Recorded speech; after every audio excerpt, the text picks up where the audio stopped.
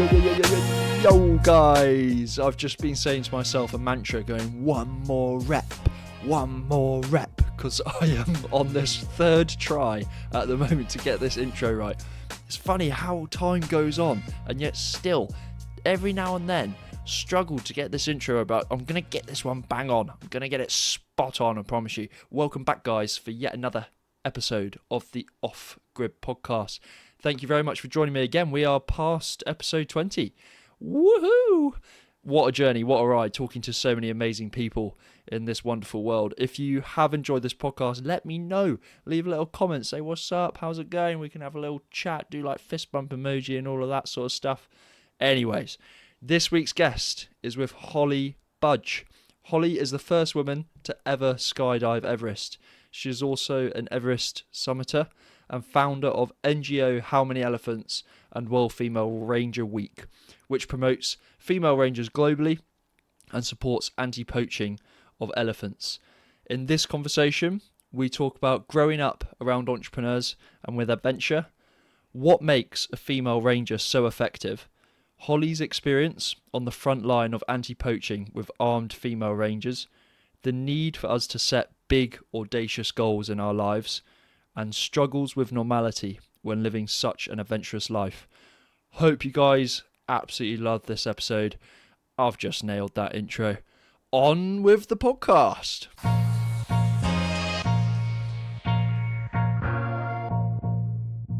Holly, welcome to the Off Grid podcast. Thank you. It's lovely to be in your beautiful home in the lovely countryside, and I've been really looking forward to this conversation because, as we were just touching on earlier, you've just got a lot of varied experience in what you do and like what you're interested in, which made for like this very eclectic research. Because I was like, wow, okay, so you're like an artist, second person to skydive from Everest, first woman to ever skydive off Everest, summited Everest. It's just like, wow, artistry, entrepreneurial spirit, charities. It's clear that you're like a super achiever and adventurer. What do you think it is going all the way back in your childhood that made you into this person that you are today? Well, I think I've always been really competitive.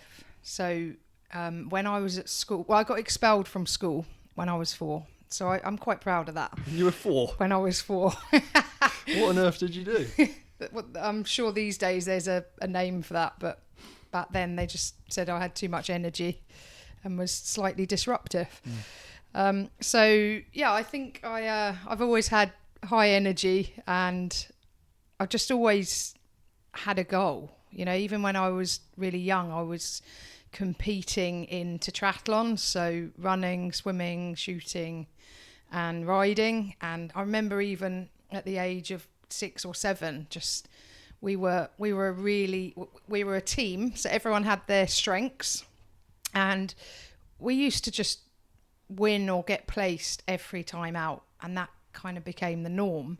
But in order to do that, we were training pretty hard even at that age, and I didn't have crazy parents that were pressuring me. Like, I really wanted to do this, and I guess it was a really good outlet to expel some of that energy that I had.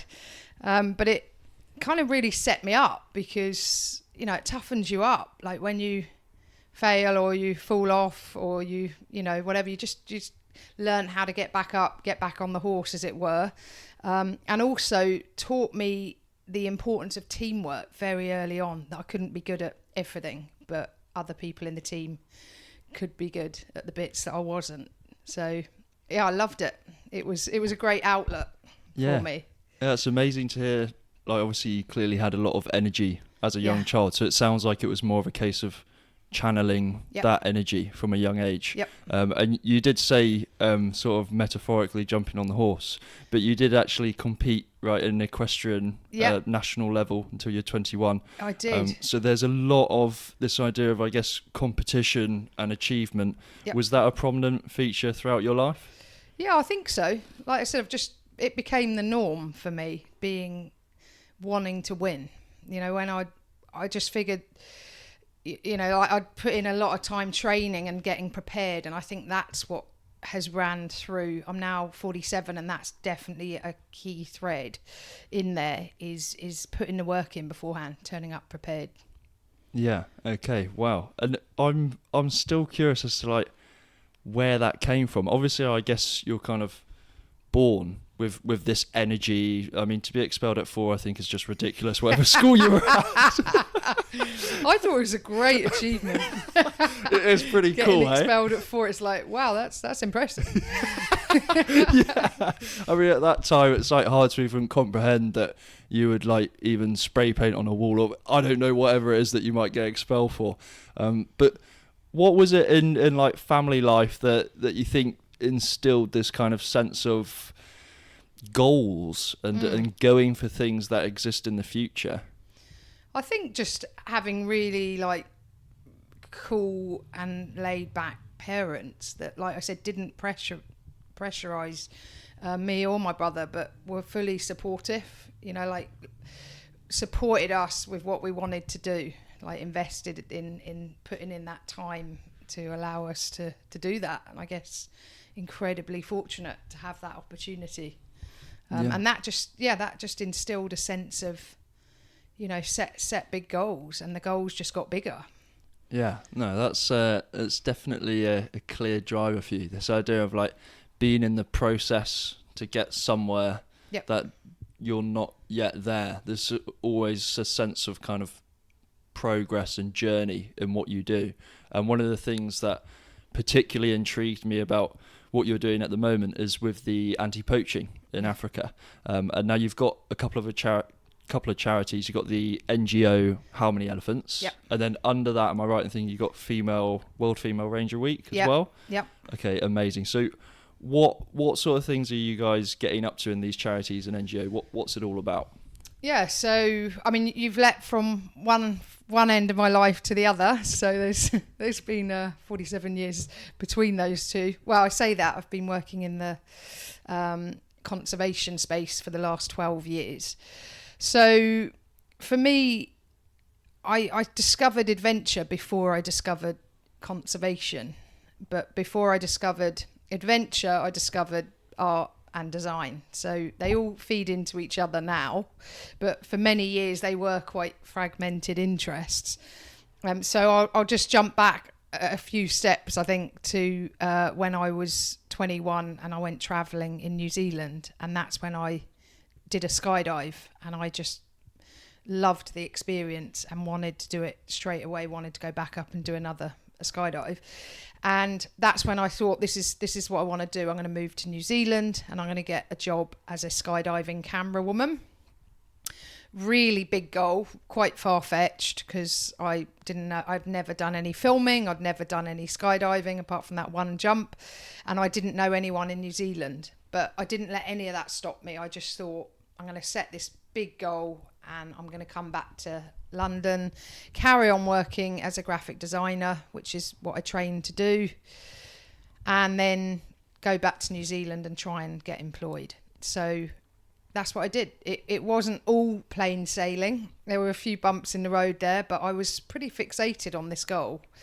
And what a way to make a living, getting paid to jump out of aeroplanes. So eventually I did land my job, and I was the third woman to have worked in that role in Lake Taupo in New Zealand. So incredibly male-dominated industry. And I remember when I went back to New Zealand to put myself through my skydiving course, I met an amazing English girl who was working as a camera woman. And she said, just go straight in. As if you want to be a camera woman, start training, start getting yourself prepared for that role. Because the norm was you'd either work in the reception on the manifest desk, or you'd be on the packing mat. And whilst there's nothing wrong with either of those jobs, it's really easy once you kind of get on the packing mat or behind the reception to get kind of stuck there, and then it's really hard to make that leap. So she just said to me, just think big, dream bigger, go for the camera slot. And it was the best advice. So that's exactly what I did. So I think being surrounded by really positive people really helped. And I'd say that's also run through a lot of my life, is being around people that just say, go for it, you know, you can do that. So when I got that job, it just gave me this confidence and this belief that I could do whatever I put my mind to. And I've tried to carry that on up until, you know, till now, till 47. So, and that was when I was 21.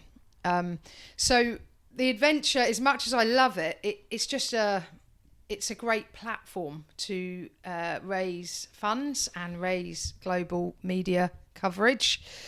It blew my mind how much media, when I became the first woman to skydive Everest, and the first person was about 3 seconds in front of me. It blew my mind how much media coverage it got. It was on the front page of, you know, lots of big newspapers. It was on the Metro. It was front page of the Kathmandu Times. And then when I came to London, I was put in a hotel room and courtesy of the BBC, and did 6 live interviews on TV. And that's really when I started thinking, how can I harness the power of the global media for a greater good than me jumping out of an aeroplane? So that fast forward 15 years with World Female Ranger Week, we've now had over 500 million views around that campaign. And that's all about, it's not about me, it's about sharing the stories of incredible women around the world that are working on the front line of wildlife conservation. So yeah, for me, adventure and design, I couldn't have afforded to pay a designer to do the man hours of design that I do. So having those skills to be able to do that has been invaluable. So a big part of my charity is design and design led. And so, yeah, I'm just really grateful. I guess I had those skills already to be able to do that. But just to finish on that point, Jake, when I go in to schools and give talks there, I often get asked, what do I need to do to get into conservation, or what do I need to do to get into this, that and the other? And I said, learn all the peripheral skills, learn how to stand in front of a room full of people and speak, learn how to design. It's never been easier than it is today with, you know, programs like Canva. I'm not sponsored by them. You know, and learn how to write. And once you've got those peripheral skills, it's amazing the work that you can do without having to employ other people to do those skills, do that work for you.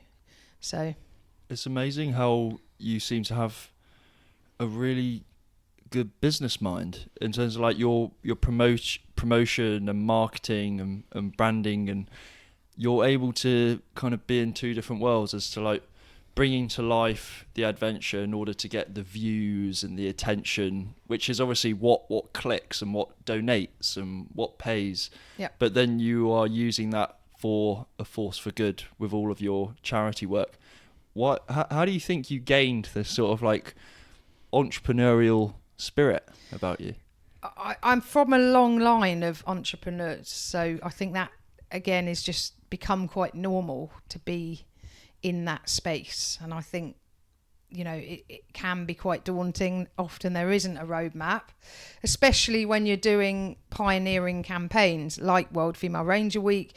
You know, there was nothing else like that for female rangers around the world. So I think when you're pushing forward, you're kind of making it up as you go along, you know, and I think that's just a really honest you know, answer to that is often I don't know what I'm doing and I'm just figuring it out. When I set up my charity, I'd never worked for another charity in my life. So I hadn't come from a non-profit background.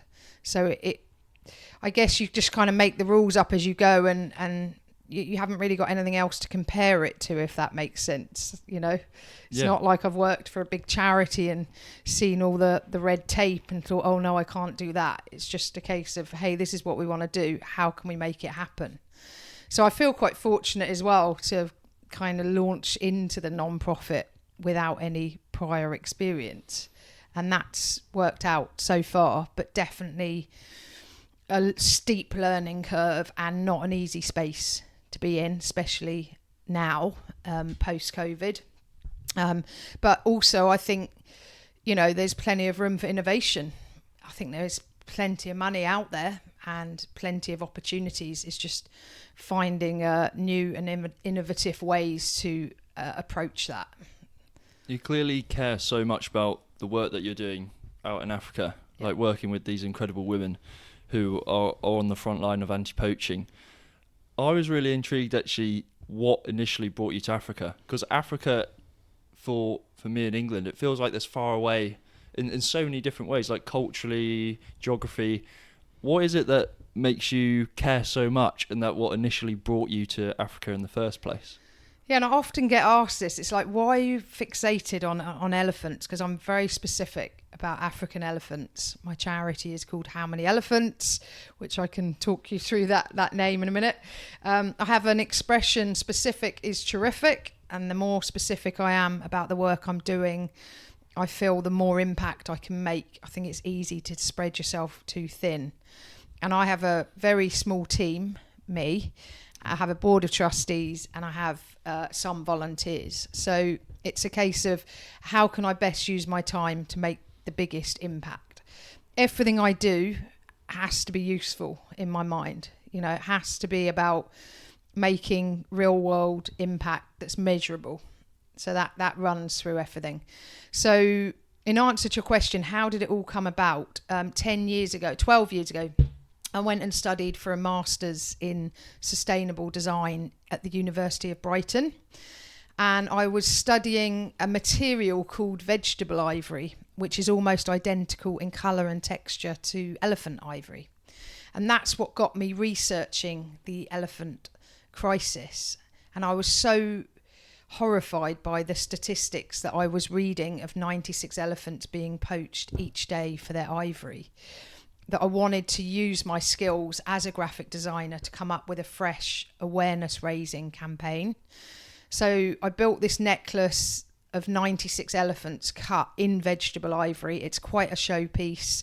It's won 6 design awards so far, and it's showing the daily poaching rate in Africa, but in a non-gruesome, non-gory way. It's just visualizing the data. And then to accompany the necklace is my exhibition that's travelled around the world that showcases 35,000 elephants on a wall to show the annual poaching rate. And when you see and connect with this data visually, it's pretty shocking. You know, it's non-gruesome, it's non-gory, but it hits you in the face when you see that many elephants. Just black and white, you know, monochrome silhouettes of elephants.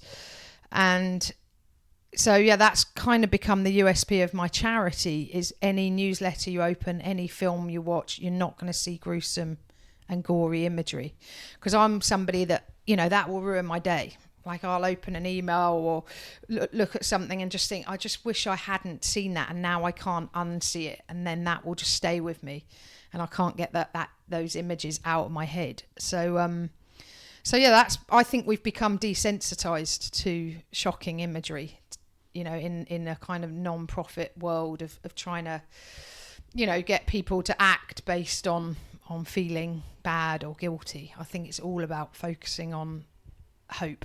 And my charity, I really try and focus on, hey, this is what's going on. This bit's really bad, but this is the good stuff, and this is what we can do to help.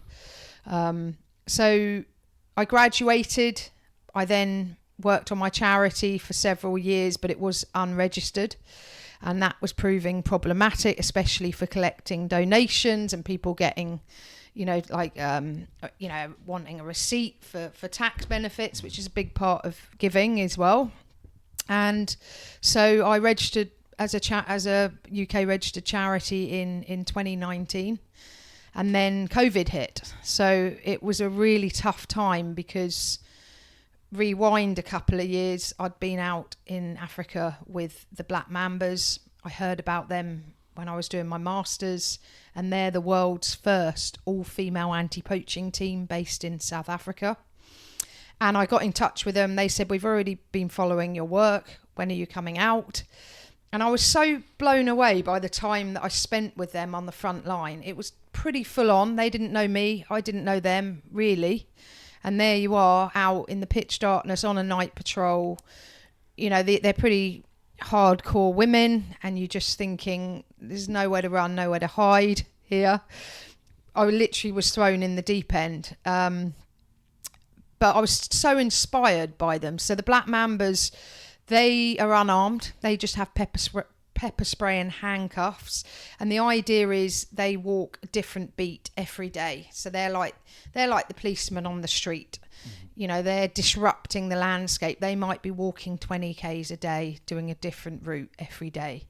And they'll be checking the wildlife. They'll be looking at the fence lines, see if there's any, you know, incursions, and they'll be working with the communities. So that's how my love of frontline with female rangers started. And two things there. One, that's one model, but they were so successful. They've kind of been a blueprint for many other female ranger teams that have popped up. So the next team I spent time with were Akashinga in Zimbabwe. They are fully armed. They have AK-47s. They are the arm response. There's no arm response behind them. They are it. And being out with them was pretty terrifying at times. We'd be dropped out in the bush for days at a time with rations. They're armed. I'm unarmed. You know, we set up a camp. A woman has to stay back at the camp armed in case there's any poachers around. They'd just burn that camp to the ground. There's wild animals out there. There's signs of poachers. And then you really do feel like, you know, I don't really know these women. They don't really know me.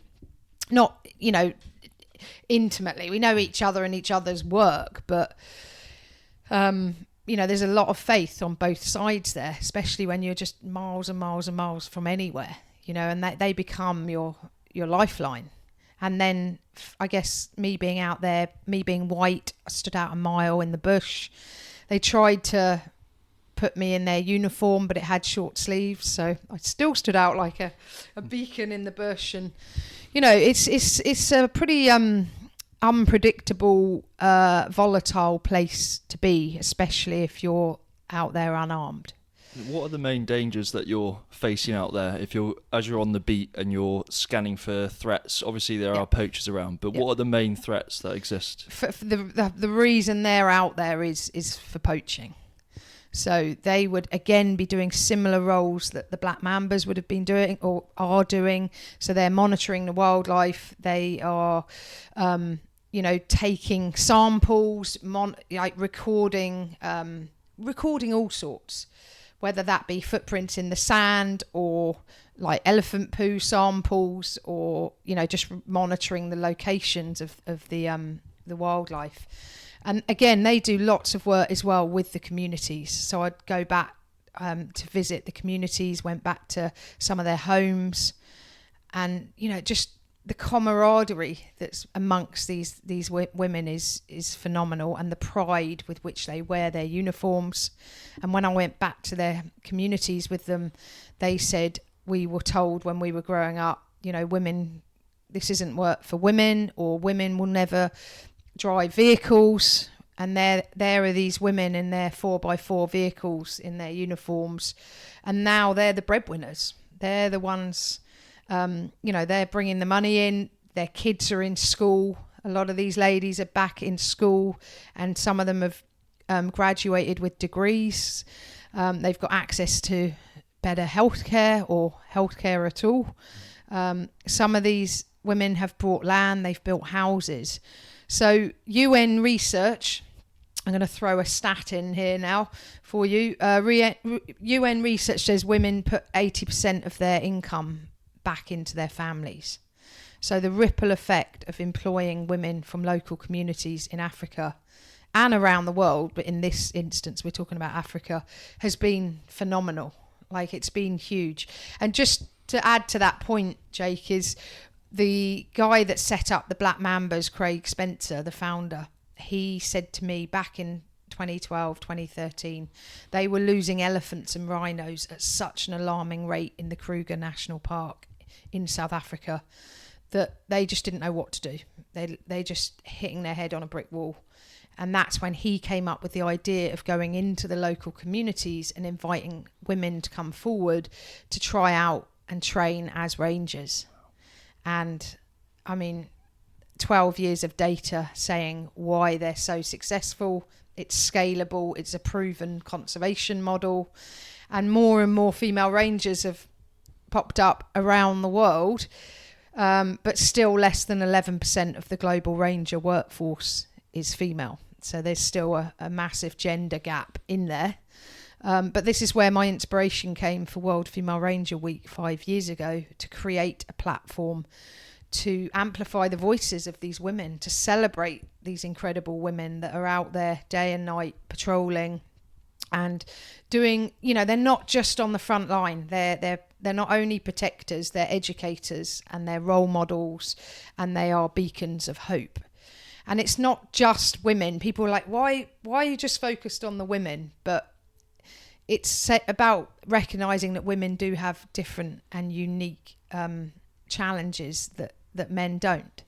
But what I've loved about this campaign as it's evolved over the last 5 years, and it's really evolved, it's a very exciting week and it's a very exciting campaign, is more and more male rangers have got supported the campaign, which is huge. We had a video this year. This was our biggest year. It was live in Zambia, and we did a whole week of activities with 90 female rangers.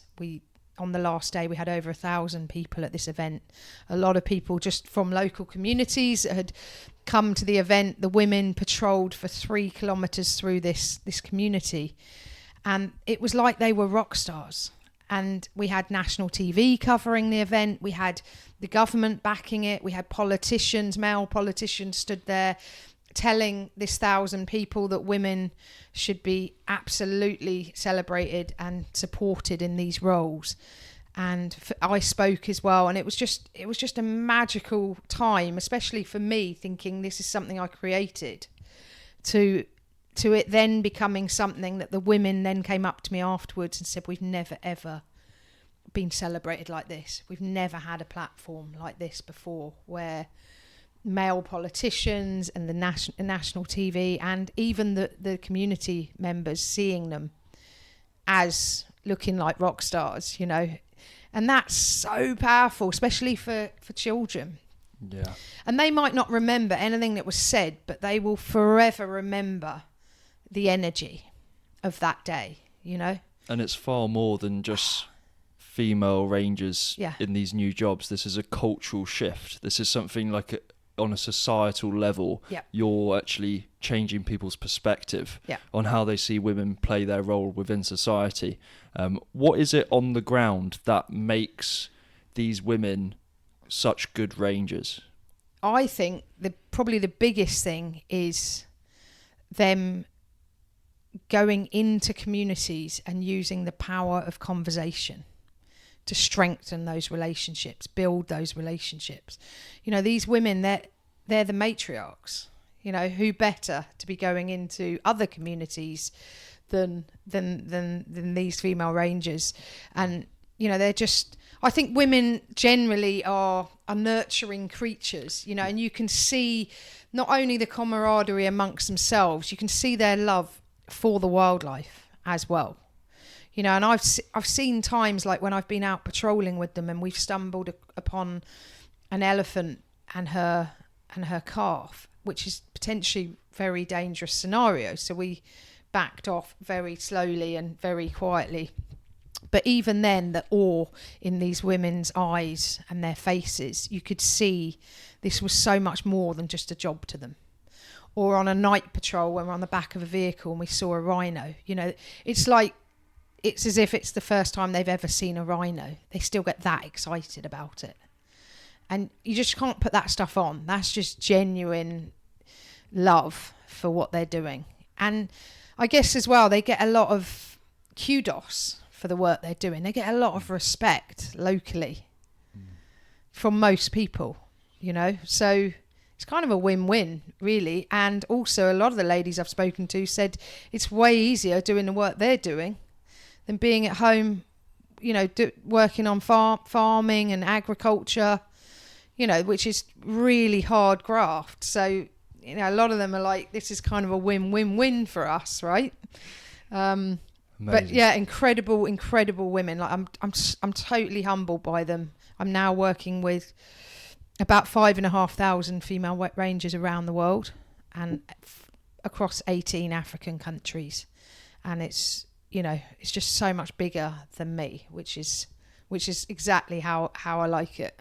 And what you mentioned there about the psychology and the nature of these women being more about conversation and being able to find this middle ground that almost kind of de-escalates situations. Because I would traditionally think, particularly when you're talking about this other tribe in Zimbabwe who have AK-47s, I was thinking it would be much more on the offense, that it's like we're going for the attack. But it sounds like these people are sort of winning hearts and minds of the communities where poaching exists. Is that right? Exactly that. So 2 things there that you've just said. One, the women that are carrying the AK-47s, they're more as a kind of show of, we are armed and we're highly trained, we're highly skilled, and we can use these weapons if we need to.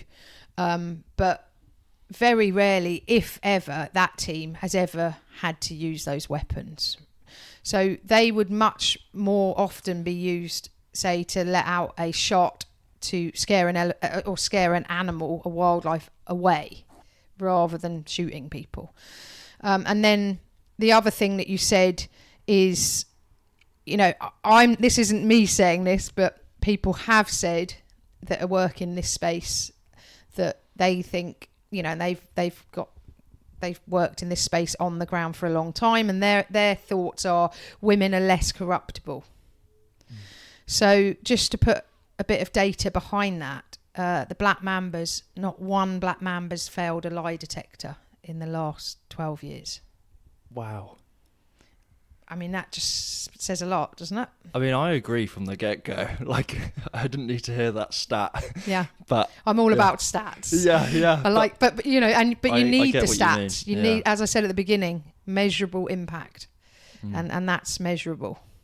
Absolutely. Okay, so these women, they're working together as a unit, but also I imagine they have very close relations. And as you and I are talking here in England, it's like, it's adventure, it's danger, it's a sense of thrill for me to hear it and for you to experience it.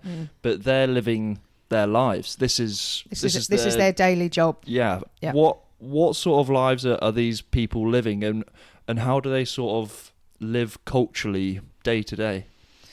Well, so let's sort of zoom a bit out of Africa and look at it worldwide. So as I said before, working with around about 5,500 women around the world. And even though these women are on opposite sides of the planet, many are facing very similar challenges. And one of the biggest challenges that still remains is social stigma. So a lot of social stigma comes from their families and from the communities, thinking that this isn't women's work. This isn't the right route for them to take, or, it's too dangerous, or it's not appropriate. So, for example, I worked with one lady in Indonesia who was the first female ranger, the only female ranger, I think, out there for about 3 years. And she was out in the jungle sleeping overnight next to a man that she wasn't married to and she wasn't related to. And in her culture, that was deemed wholly inappropriate. So not only are these women dealing with other issues such as ill-fitting equipment, lack of equipment, things like security issues in the workplace, things like, for example, in COVID, trying to get personal hygiene products out to them was a real challenge. So if they're the only woman in a team of 5 men, and it's that time of the month for them, that presents challenges as well, let alone not being able to have products to deal with that as well. So that's just one example. Another example is a woman who had massive boobs, and she's doing 20-kilometer patrols, and she didn't have the right bra. So suddenly she's getting in, they've got packs on. Suddenly she's got really sore shoulder problems, back problems. So no one had ever thought to include a sports bra as part of a female ranger's uniform. And it sounds obvious now, because anything's obvious once you know, right? But I took her to a shop to try and find a better solution, which actually wasn't an easy thing because there wasn't much variety in that shop, but we did come up with something. But then it made me laugh because all the rest of the rangers then said, well, we want a bra, and they're lining up with pictures of fashion, frilly, flowery bras, and I'm like, no. If anyone here wants a sports bra, absolutely, I'm happy to support that through my charity. But if you're here just for the high fashion, then you're in the wrong place or with the wrong person. But little things like that sound little, but that made a massive difference to this woman being able to carry out her work, as do the menstrual products for the women out in the bush. So they're just some examples of challenges that women are facing that would be different to men. It's incredible insight that you've got in your position as well as a fellow woman who is able to maybe even just to know that sports bras exist, to know that that's a thing that they can do and be able to provide that for them. And just describing what you've done with these women and helping shift that culture, I feel like relates massively back down to you and your mindset and that idea of constantly going for something bigger and building something bigger than yourself as well. And this is something that I really want to dig into, because you have this saying, the motto of like to set big, audacious goals, that is something that we should live by. Can you go into a bit about why should we be setting big, audacious goals for ourselves? Why is it important in our lives? I think it just, for me anyway, and I can only speak from personal experience, it just makes life more interesting. So it's just a reason to jump out of bed that bit earlier in the morning, or just have that guiding light when you've got that big, audacious goal. I think just by the nature of setting these big, audacious goals that scare you and should scare you, a little, but they should excite you a lot. I think big goals, they make you step out of your comfort zone, and they mean change and they mean growth. And I think they're the kind of goals that we think demand more from us than we think we have. And I think that's the gold, is when you don't really know if you can achieve it or not, but you're going to give it everything you've got. So that's how I work. I don't work very well with just, for example, on a fitness level, if I've got a really big goal or I'm climbing a big mountain, then I'm working to that goal.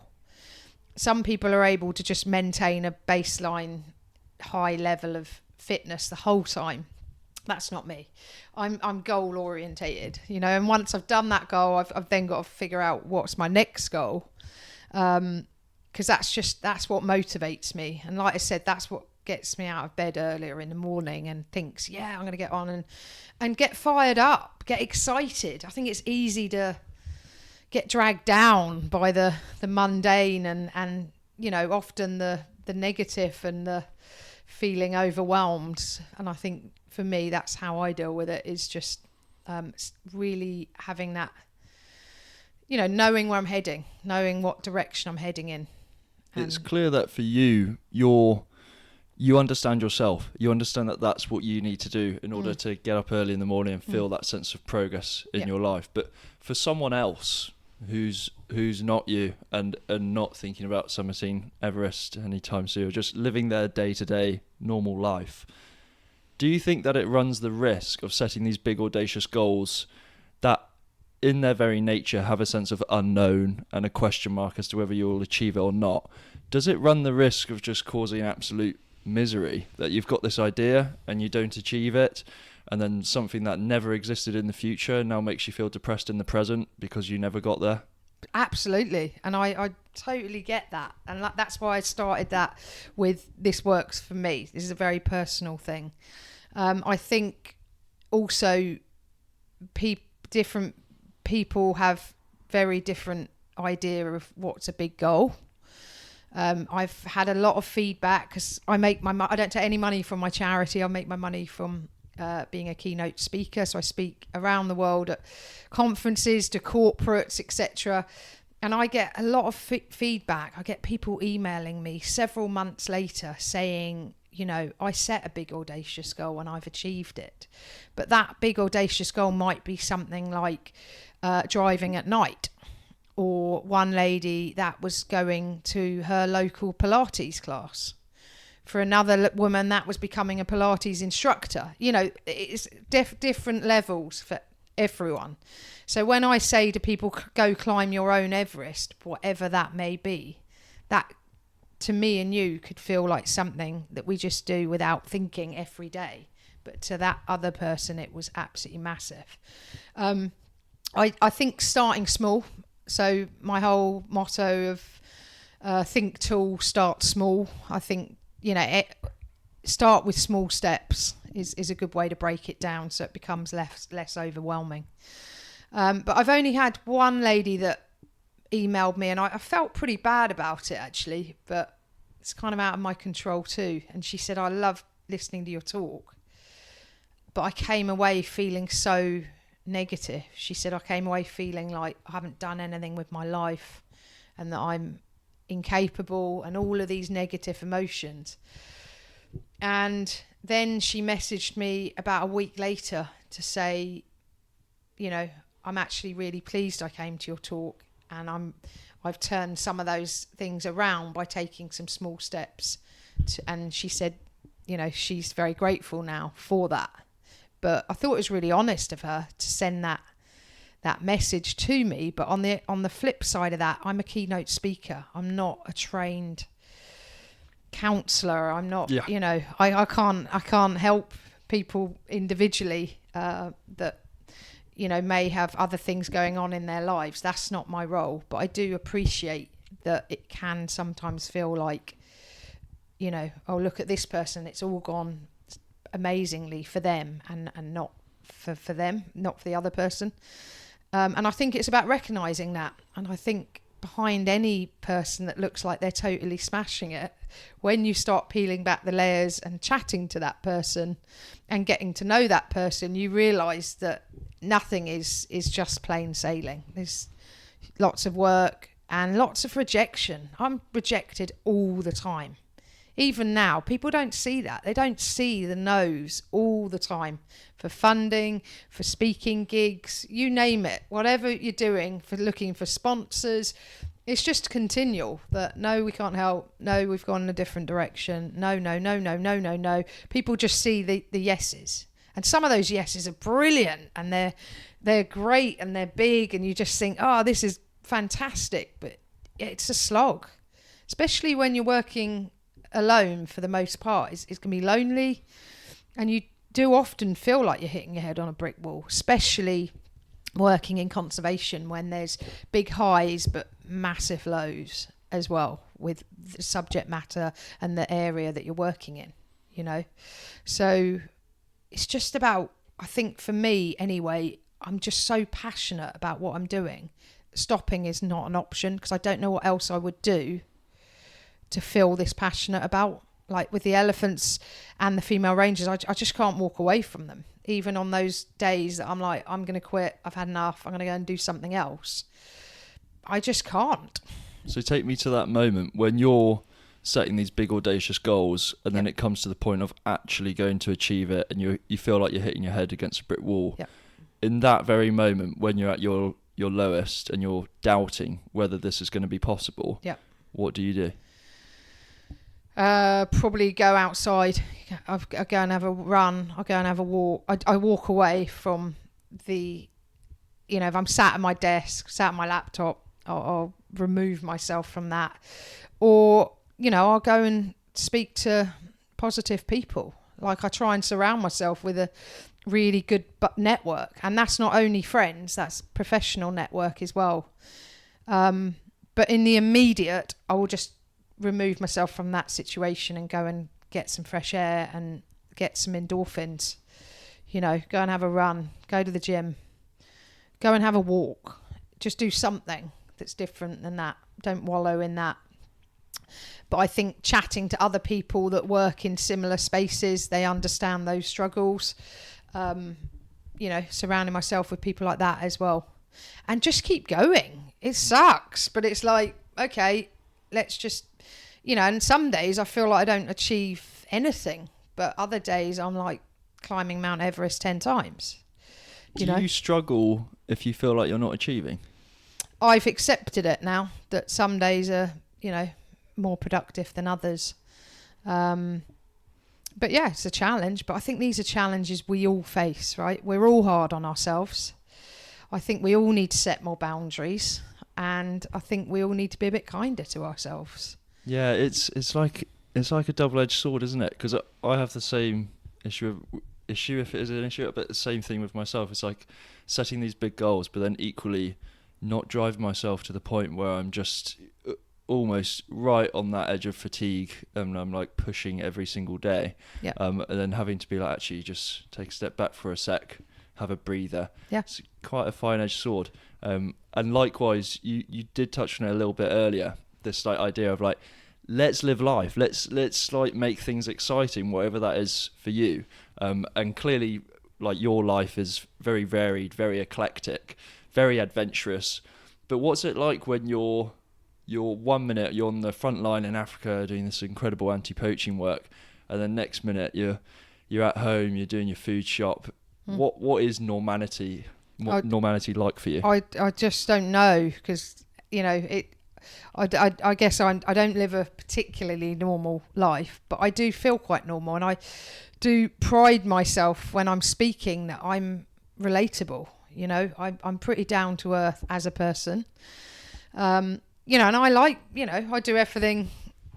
I do lots of normal and mundane things as well. We all do. But I guess the highs are really high and really scary sometimes. So yeah, I don't really know how like I said, it all blends into one for me. Like, adventure feeds conservation. I get a real buzz out of design. I love being creative. I've just gone back to do my second master's in fine art. I don't really consider myself an artist. I'm more of a designer, and I'm really quickly finding out on this course that there is quite a distinction between art and design. Of course there is, but I guess I really don't identify as an artist. But I'm excited because it's carrying on from my master's 10 years ago, revisiting the data 10 years on in elephant conservation and figuring out creative ways that I can put that across to the public in a new exhibition.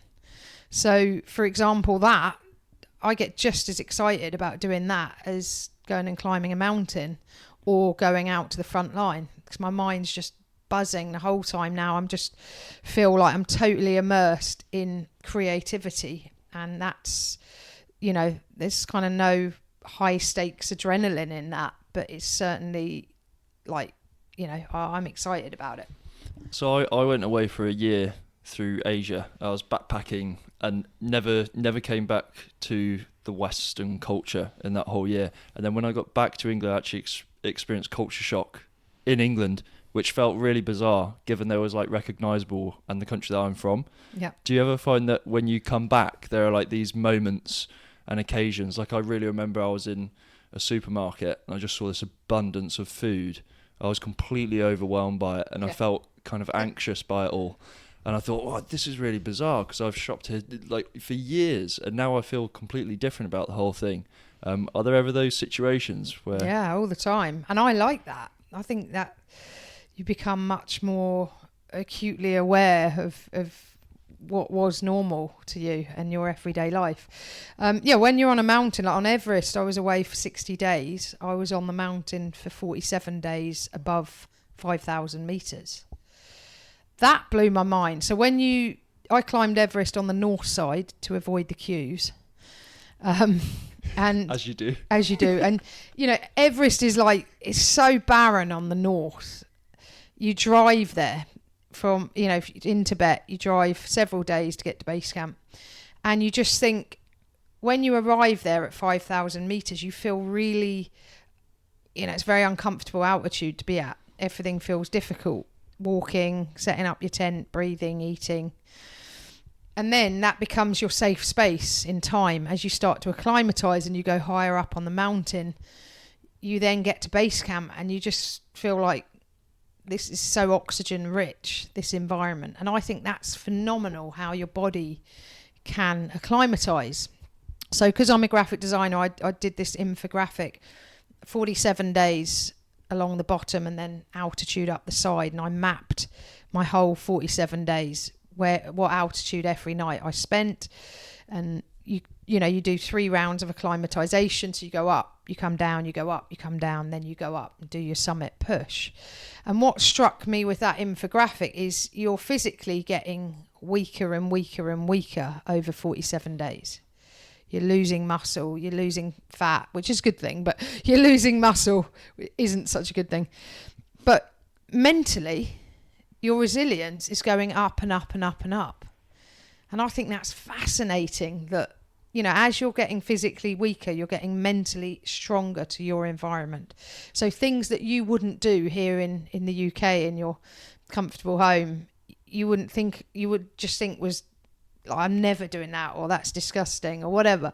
When you're on the mountain, you do whatever you have to do to survive. And I'm fascinated by that human resilience. So I think we do become quite comfortable when we can just walk to the shop. And, like you said, there's food galore on the shelves, and, whereas you go to some places and there's nothing, or very little. And often those people are happier than the people that have abundance. Yeah, then that really throws you, doesn't it? So I think these are all good things to be exposed to, but a lot of people aren't, for whatever reason that is. But I feel very fortunate and grateful for all the travel experiences, the people I've gotten to meet, the places you get to go, and the more off the beaten track they are, the better. And you absolutely embody all of that. Like you mentioned about being around positive people with good energy. You've just got such a great drive for life, and to really live and see the world and travel and experience things and try new things, and go out your comfort zone, not in that traditional sense of climb Everest, but maybe it's put on an art exhibition, whatever it is.